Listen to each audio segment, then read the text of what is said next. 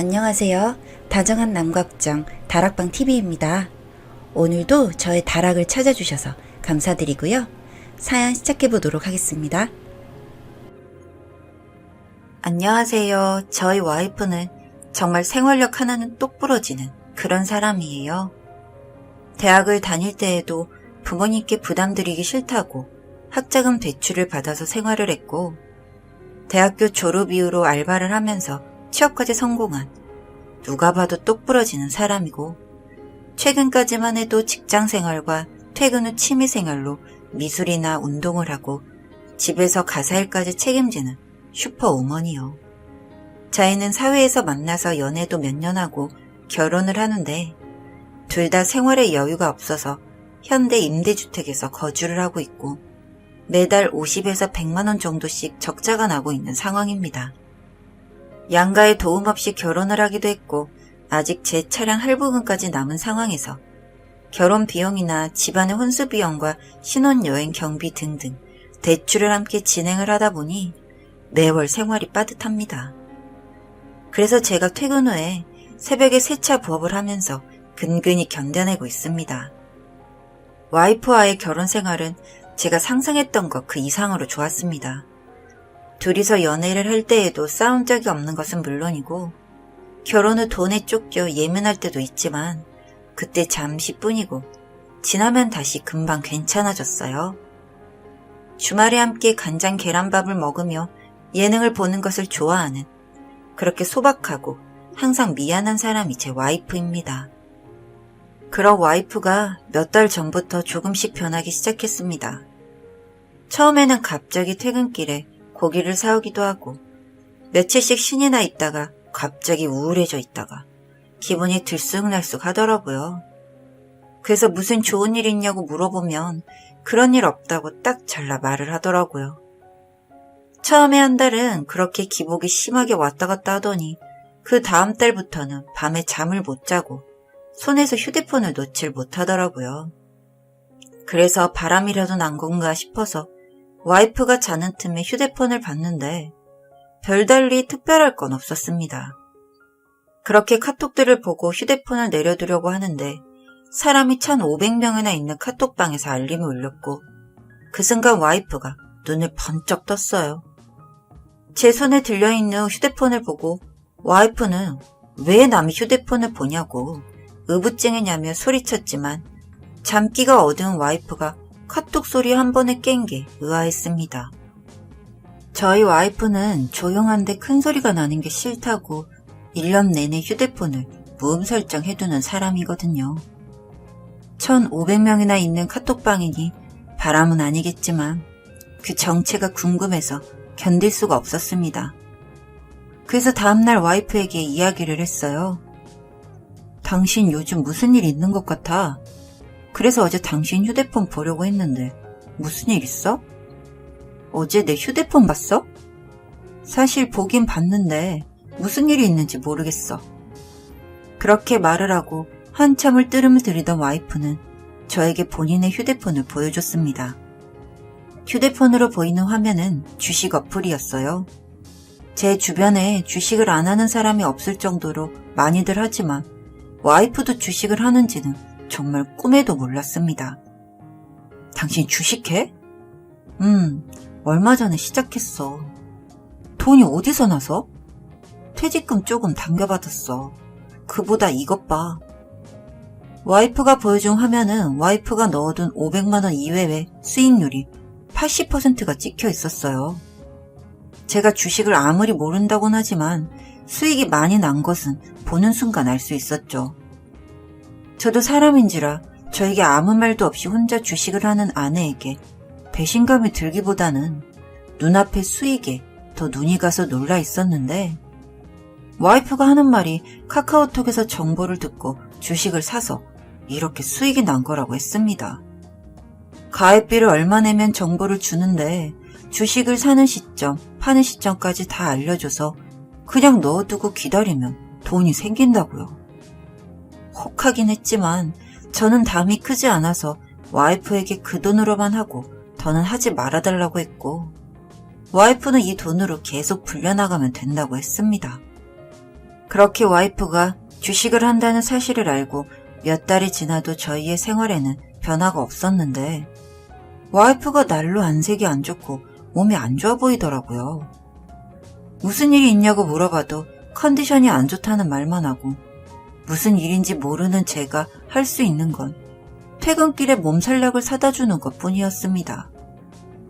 와이프의 컨디션 난조로 집 분위기가 안 좋던 그때 와이프의 휴대폰으로 저희 부모님이 전화가 왔고 제가 받으려 하니 와이프가 본인이 나중에 걸겠다며 전화를 끊어서 그런가 보다 했는데 제 휴대폰으로 전화가 왔습니다.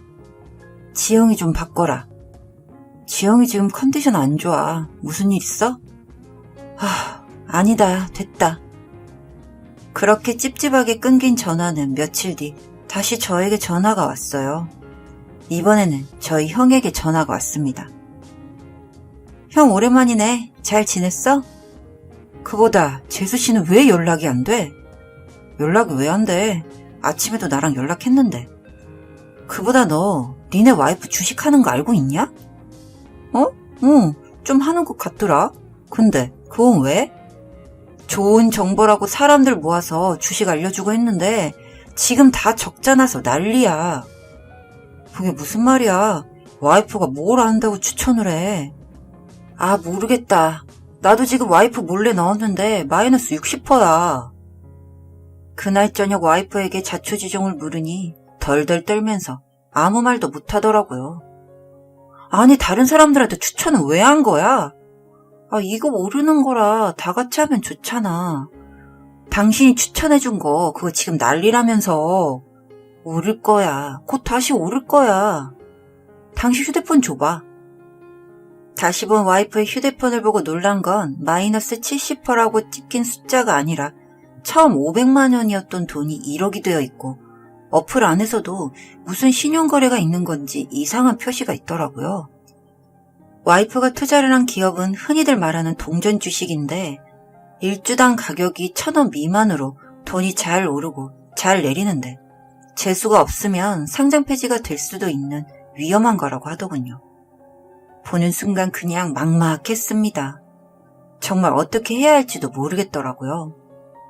와이프는 계속 오를 거라며 주식을 팔 생각도 없는데 주변 친구들에게 물어보니 그게 몇 년 동안 적자 회사라 상장 폐지 가능성이 높다고 하는데 와이프 말만 믿고 저희 가족들이 거기 넣어둔 돈이 억 단위입니다. 와이프는 저더러 모르면 빠지라고 하고 계속 그 1,500명이 있는 카톡방에서 응원을 얻고 있는데 이런 상태로 어찌할지 막막하더라고요. 부모님께서는 제가 가서 잘못을 빌었고 친형이랑은 아직 연락은 하고 있지만 형수님이 아시는 순간 저희 형제는 예전처럼 지내진 못할 것 같아요. 이러고 있는 와중에도 와이프는 지금 값이 많이 내렸으니 지금 더 사서 평균 단가를 낮춰둬야 크게 오를 수 있다는 말만 중얼중얼거리고 있더라고요. 덕분에 저도 몇 주간 피말리는 시간을 지나왔습니다. 이미 매달 적자인데 1억 원의 이자까지 낼 생각을 하니 그냥 콱 죽어버리고 싶더라고요. 이 일이 끝날 기미가 보이지 않았어요. 그렇게 또 2-3달 정도 시간이 지나갔는데 그나마 맞벌이라도 와이프가 돌연 퇴사를 했습니다. 남은 자금으로 다시 원금을 회복해보겠다고요. 전 열이 받아서 소리를 지르며 화를 냈고 와이프는 퇴사를 해서 더 이상 대출도 여의치 않자 결국 도둑질까지 했습니다. 카페에서 잠시 물건을 두고 자리를 비운 사람들의 현금을 몰래 가져가거나 친구 집에 놀러가서 금을 훔쳤대요. 그리고 훔친 금은 다른 동네에서 팔았고요. 결국 와이프는 덜미가 잡혔고 저는 그 모습에 정이 떨어져서 이혼을 했습니다. 와이프가 합의를 하는데 도와달라고 했는데 정말 중독이라는 게 무섭더라고요. 저를 바라보는 그 눈빛은 제가 알던 와이프가 아니었어요. 그렇게 와이프는 감옥에 들어갔고 저에게는 빚만 남아 있었습니다. 와이프가 저에게 주식을 하냐고 물었을 때 저는 주식을 하지 않는다고 했지만 사실 저는 회사에서 매달 배당해주는 주식이 있었고 이번 큰 이슈로 인해서 주가가 많이 올라있는 상태였어요.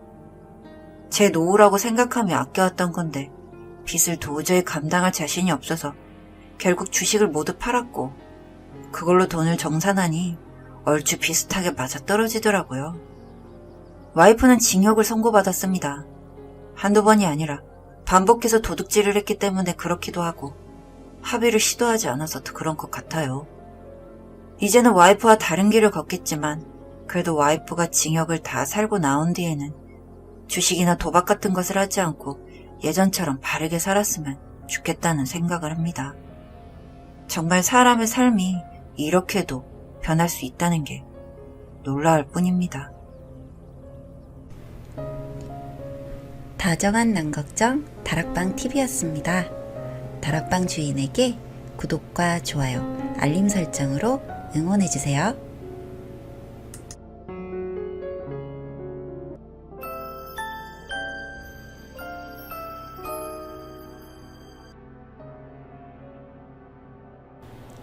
안녕하세요. 다정한 남걱정 다락방 TV입니다. 오늘도 저의 다락을 찾아주셔서 감사드리고요. 사연 시작해보도록 하겠습니다. 안녕하세요. 저는 결혼을 앞두고 있던, 아니 이제는 완전히 평범한 여자가 되어버린 사람입니다. 저는 남자친구와 3년 정도를 만난 후에 결혼 약속을 하게 되었어요. 남자친구와 성격도 비슷하고 집안 사정도 잘 맞던 탓에 저희의 결혼 준비는 정말 순탄하게 흘러가고 있었죠.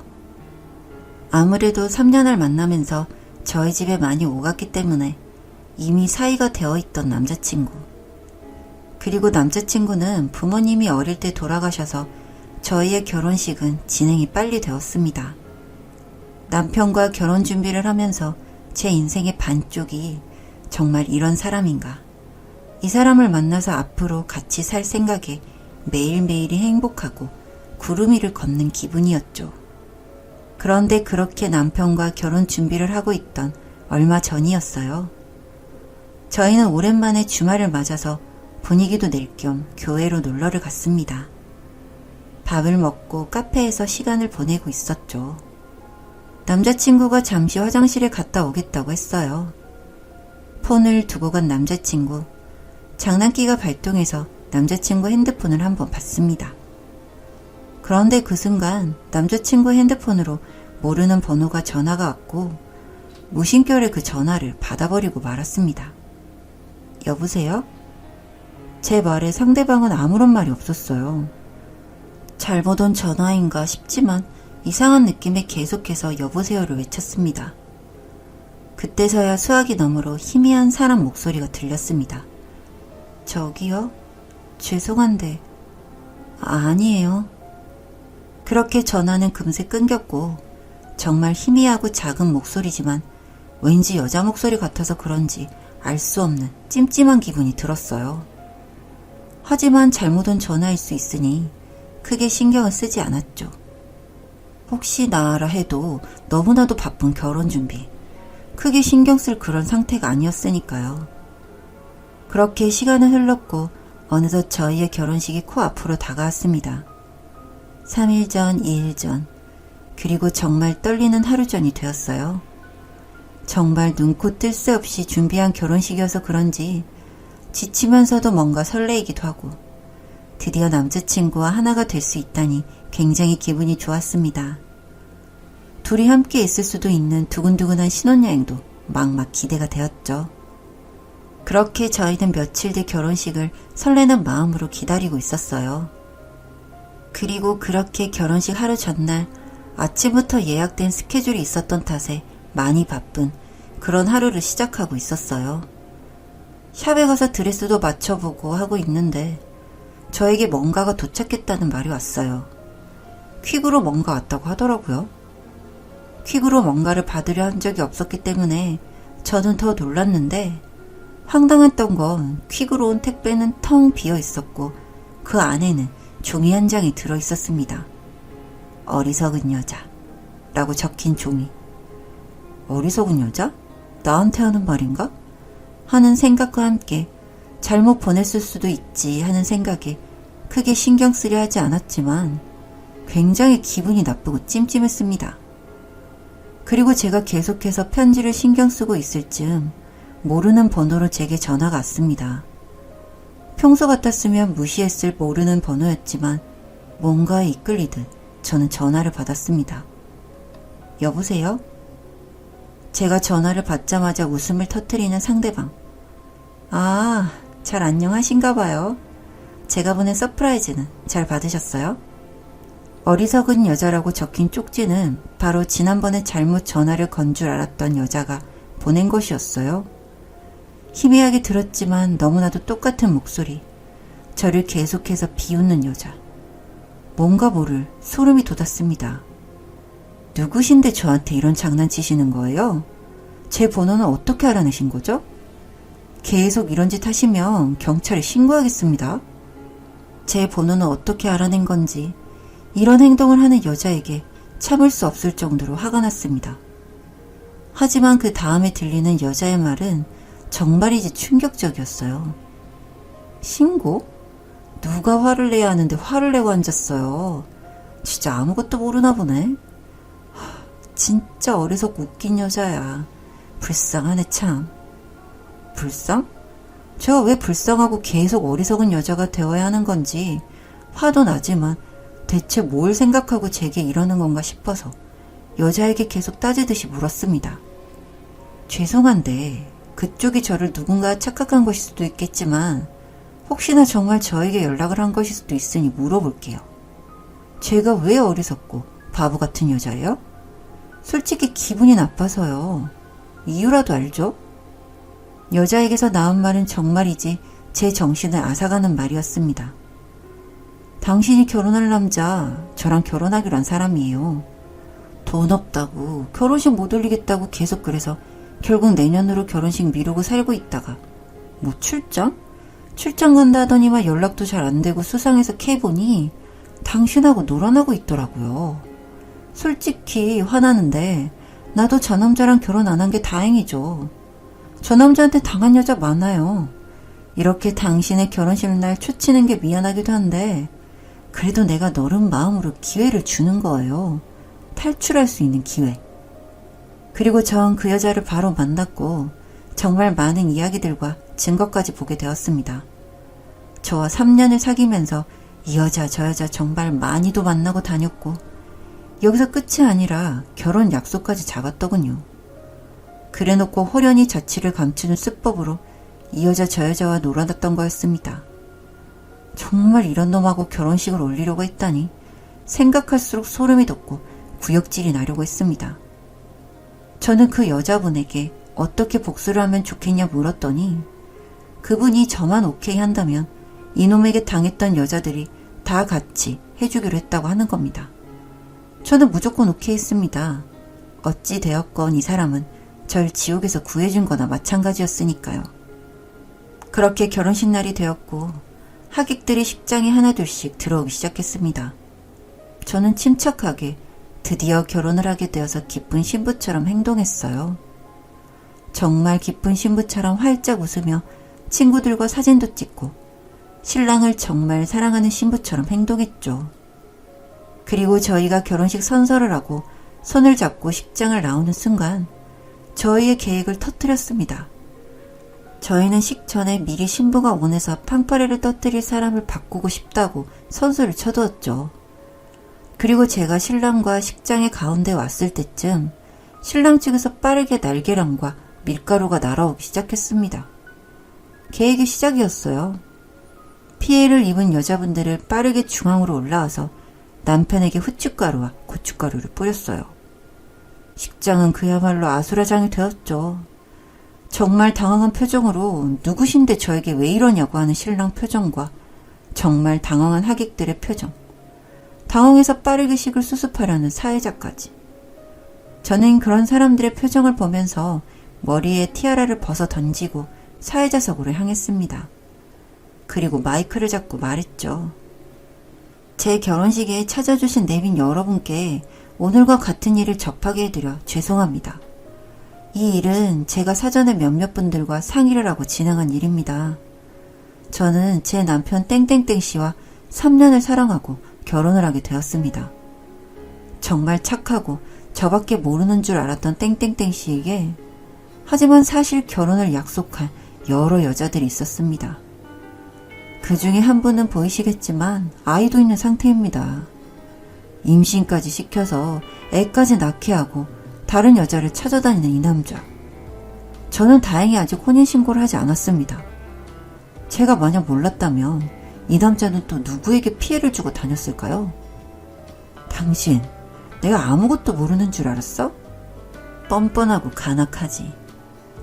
제 이야기를 들으면서 하객들은 처음에는 놀란 표정과 함께 듣더니 그 다음부터는 모두가 분노감이 가득한 표정이었습니다. 신랑 친구들도 차마 몰랐다는 눈치더군요. 저는 놀란 하객들의 표정을 뒤로 한 채 신랑에게 걸어갔습니다. 당신 부모님이 없으니 이런 일 꾸미기 더 쉬웠지? 돌아가신 당신 부모님을 이런 데 써먹으면 안 되지. 당신 부모님이 하늘에서 보시면 참 슬퍼하시겠어. 아, 이제 당신도 아니지. 이 쓰레기만도 못한 인간아. 차갑게 밀가루와 날계란이 범벅이 되어서 사람들의 시선을 피해서 결혼식장 중앙에 엎드려 있는 남편을 향해서 말해줬습니다. 입이 10개라도 할 말이 없다는 남자친구의 말은 듣지도 않은 채 저는 드레스를 한껏 돋보이게 만들어주기 위해 신은 굽 높은 구두로 식장 바닥에 누워있는 남편을 발로 뭉개 밟아준 채 그렇게 결혼식장을 나왔습니다. 그날 이후로 주변에서 안부 인사 정말 많이 받았습니다. 정말 어쩔 뻔했냐며 걱정도 해주시고 위로도 해주셨죠. 전 사실 그 인간이 그런 놈이란 걸 알고 나서 정말 신기하게도 정이 뚝 떨어져 버렸습니다. 이제 혼자서 제 삶을 잘 정리해가며 살아보려고 합니다. 그리고 그 자식의 애까지 낳아야 했던 어린 친구가 한 명 있는데 모르는 척 할 수가 없어 조금씩 도와주며 살아가려고요.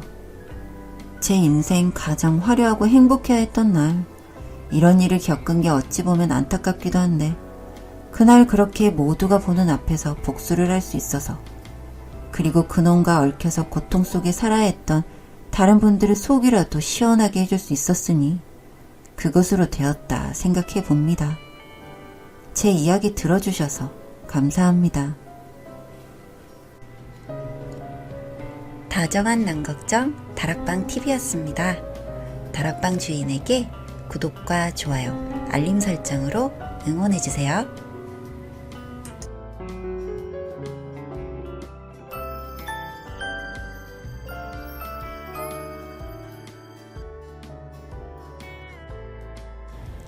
안녕하세요. 다정한 남걱정 다락방 TV입니다. 오늘도 저의 다락을 찾아주셔서 감사드리고요. 사연 시작해보도록 하겠습니다. 직장을 다니던 저와 몇 년간 연애를 하던 신랑은 프랜차이즈 빵가게 직원이었는데 경력은 꽤 되고 전공도 요리인 사람이었습니다. 그러다가 결혼을 하게 되면서 저는 다니던 직장을 그만두고 신랑과 함께 빵가게를 동업하게 되었습니다. 부부이니까 동업이라고 하기도 못하지만요. 작은 빵집이었는데 신랑이 반죽을 하고 빵을 만들다 보니 늘 새벽에 출근을 했고 저는 점심 무렵부터 저녁까지 판매를 했습니다. 꼭 일을 이렇게 분업을 한 건 아니었지만 이런 식으로 일을 하다 보니 점점 익숙해지게 된 것이죠. 그러다 저희가 최근에 복권에 당첨이 되었는데 금액이 크지는 않았지만 그래도 가게를 확장할 정도의 금액은 되더라고요. 저희 빵집이 아파트 단지에 있었는데 판매 위주로 하다 보니 안에서 먹을 수 있는 공간이 없어서 주변에서 카페도 같이 해보라는 요청이 많기도 했었고 마침 복권에 당첨이 되어서 아파트 인근의 상가로 확장 이전을 하게 되었습니다. 아무래도 빵집만 할 때랑 빵집 겸 카페를 할 때에는 빵의 종류부터 달라지더라고요.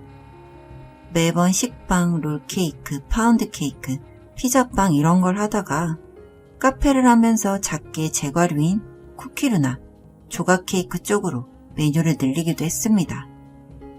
사실 매상은 기대 이상이었고요. 신랑은 확장을 하고 난 이후에도 새벽같이 가게에 나와서 빵과 쿠키들을 준비했습니다. 그나마 다행인 점이라면 빵은 발효 시간이 길어서 시간을 오래 잡아먹었는데 그에 반해 제 과인 쿠키류는 금방금방 준비를 할 수 있어서 신랑도 점점 출근 시간이 늦춰지기도 해서 그나마 조금 더 쉬는 시간이 생겨 근무를 하기에는 더 나은 환경이 되어가고 있었습니다.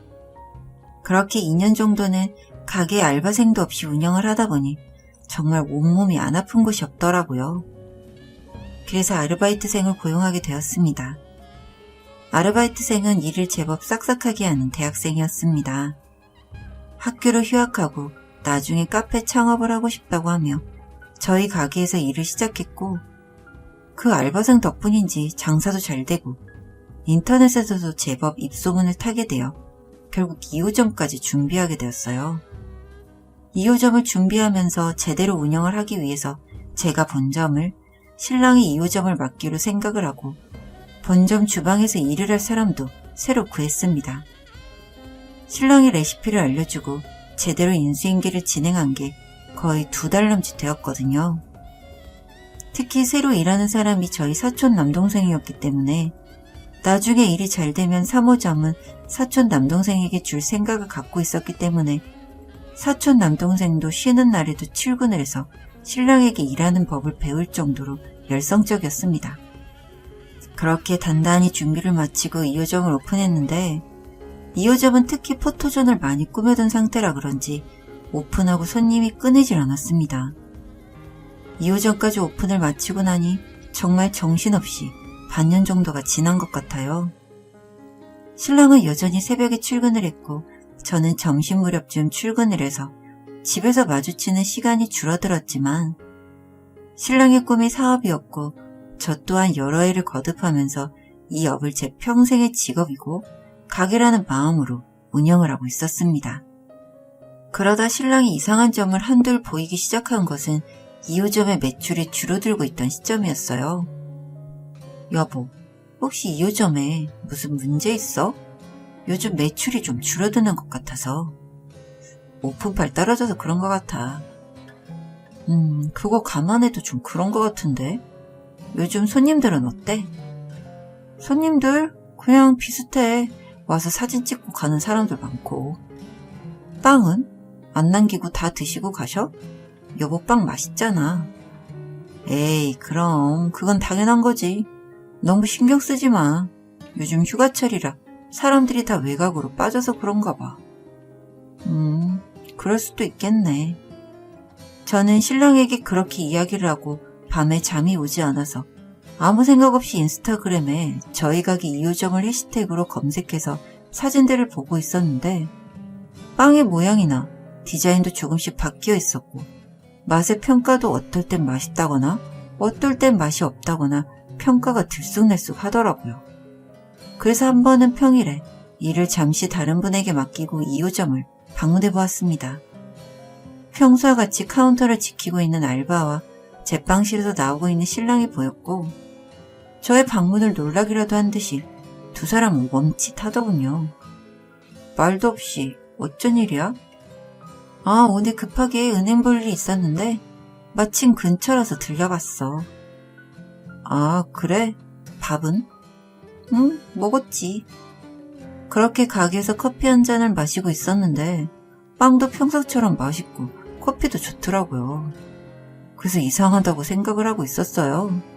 손님들의 입맛이 같을 수는 없으니 그런가 보다 생각을 하며 뒤돌아 나가서 차로 갔다가 지갑을 테이블에 두고 온 게 생각이 나서 다급하게 다시 가게 안으로 들어갔습니다.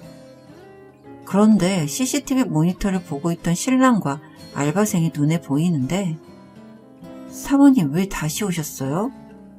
아, 지갑을 두고 갔네요. 그렇게 이야기하는 알바가 뭔가 섬찟하고 무섭다는 생각이 들었고 저는 차를 돌려 다시 가게로 갔습니다. 저희 가게들은 CCTV가 휴대폰으로 연동이 돼 있는데 제가 2호점은 제 담당이 아니다 보니 안 보고 지냈는데 그날따라 갑자기 생각이 나서 CCTV를 봤어요. 늘 오후가 되면 집으로 퇴근을 한다던 신랑은 제빵실 쪽에 앉아서 일을 하는 알바를 구경하고 있고 알바도 커피며 음료를 만들어 신랑에게 가져다 주는데 알바가 제빵실로 가서는 신랑에게 뽀뽀를 하고 나왔습니다. 그리고 이도를 한 것인지 CCTV를 빤히 보고 있던 알바. 마치 제가 보고 있다는 걸 알기라도 하는 듯한 기분이었습니다. 그날 이후 신랑이 바람을 피우고 있다는 걸 제가 알고도 숨겨야 할지 말하고 그 여자를 떼어내야 할지 고민이 많았는데 그래도 일을 하다 보니 잡생각이 사라져서 좋더라고요. 그러다 하루는 손님이 저희 가게에 와서는 저보고 같은 체인점에 맞냐고 관리가 왜 이리 엉망이냐고 따져 묻길래 죄송하다고 사과드렸는데 손님들이 줄 서서 기다리고 있는데 카운터의 알바는 제빵실에서 뭘 하는지 나오지도 않고 일도 엉망이고 심지어는 커피에서 꼬부란 짧은 털도 나왔다는데 기분이 너무 더러워서 그냥 가려다 본점까지 왔다고 하더라고요. 제가 죄송하다며 거듭 사과를 드렸고 손님께서는 여전히 화가 난 채로 돌아가셨습니다. CCTV를 돌려서 보는데 저희 카페가 10시 오픈인데 그날따라 근처에서 무슨 행사가 있기라도 했는지 평소 사람이 적은 10시 20분부터 손님이 밀려 들어왔어요. 그리고 손님의 말처럼 알바는 10시부터 제빵실에 들어가서는 나오질 않더라고요. 한참 뒤에 제빵실에서 부스스하게 나오는 그 꼴을 보고 있자니 이건 그냥 넘어갈 문제가 아니란 생각이 들었습니다. 그리고 주말이 되어 다시 CCTV를 보니 모르는 사람들이 일을 하고 있더라고요. 그래서 가게 가서 물어봤더니 저의 존재를 모르는 것은 물론이고 남자 사장님께 고용된 주말 알바라고 했습니다. 주말에는 일이 바쁘니 주말 알바도 같이 일을 하긴 하지만 2호점은 빵을 하고 있어야 할 신랑마저 없었습니다. 그래서 주말에 오는 손님들은 알바가 나름 레시피대로 구운 빵을 먹었고 그러니 1호점과 달리 맛도 별로였던 거죠. 사실 바람만 폈을 때는 그래도 묻어둬야 하나 생각을 했는데 영업에 피해까지 주는 두 사람을 그냥 둘 수가 없어서 신랑과 알바를 불러다가 말을 했습니다. 두 사람 바람 피고 있는 거 알고 있어. 내가 아는 거 대충은 알고 있었던 것 같은데 아무 말이 없네. 미안해. 아니야. 그만큼 눈 감아줬으면 된 것 같고 우리 이혼하자. 이혼하는 게 맞는 것 같아. 무슨 이런 일로 이혼이야. 우리 사업은. 당신은 그냥 2호점 갖고 난 1호점 갖고 그렇게 정리하자. 그리고 너는 내가 상간녀 소송할 거야. 너 대학교 휴학 중이랬지? 어디 만날 게 없어서 이런 유부남을 만나니. 앞으로 계속 이 일할 거면 위생관리 좀 제대로 해. 2호점에서 커피에서 털이 나왔다더라. 꼬불꼬불한 짧은 털이랬는데 넌 긴 생머리네. 소송이요? 난 이제 모르겠으니 두 사람이 알아서 해. 그렇게 말하고 저는 자리를 비웠습니다. 신랑은 이후 본인이 생각이 짧았다며 빌었지만 저는 이미 신뢰를 잃은 사람과 함께 사는 것도 동업도 할 수 없어서 결국 연을 끊었고요. 2호점은 이름을 바꿔서 계속 하겠다고 하더라고요. 그런데 이름을 바꿔서 그런지 아니면 인터넷에도 맛이 별로라고 소문이 나서 그런지 손님들은 뚝뚝 떨어져 나가더라고요. 심지어 저희 가게를 대상으로 명예훼손이니 어쩌고 시끄럽게 하길래 저도 명예훼손 당할 각오하고 두 사람이 바람을 폈고 그로 인해 이혼을 했다고 말해버렸어요. 그 일을 계기로 손님들은 거의 나락으로 떨어지듯 줄었고 아마 올해를 넘기지 못하고 폐업을 할 것 같아요. 저는 신랑이 알려준 레시피에 사촌 남동생이 굽는 마카롱까지 해서 요즘 가게 수입이 쏠쏠하답니다. 사람 하나는 이렇지만 그래도 속은 얼마나 편한지 몰라요. 요즘 세상 정말 돈만 있으면 혼자 사는 게 딱이에요. 다정한 남걱정 다락방TV였습니다. 다락방 주인에게 구독과 좋아요, 알림 설정으로 응원해주세요.